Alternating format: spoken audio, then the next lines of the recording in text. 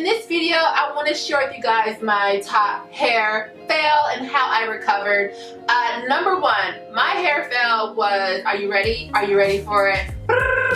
Yes, heat damage was definitely my number one fail. And here's the thing, guys, I was partially responsible for my heat damage because I did not make sure that my hair was strong enough. I didn't do a protein treatment. I didn't do any of that. I just went to the men's hair salon and was like, y'all, like, hey, I need you to straighten my hair. I have a graduation to attend and I want it to be straight. And y'all, my hair got done. Okay, my hair got done.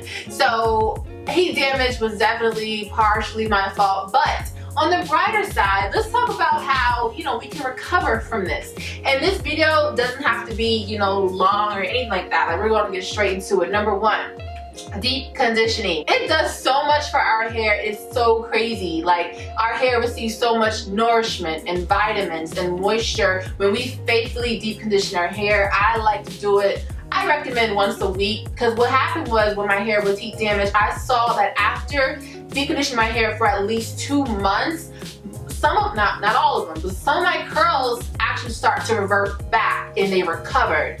But the flip side is I was able to see which curls were not going to revert back, which leads to the second point. Eventually I had to cut off the dead ends, the ends that did not revert back, which kind of sucked, which is why I didn't do it all at once. I had to do it over time. But I will say this, time is so important. Like, if you are on this hair care journey, make time your friend, because over time my hair did recover. I want to say that my curls actually look a whole lot better than they did, prior to the heat damage, which is really interesting. But anyway, hope you guys enjoyed this quick video on my top hair fail and how I recovered. And if you have any damage or experienced damage before, I would love to know how you recover. Comment below, and don't forget to like this video, subscribe, and follow me on Instagram at Charmaine369.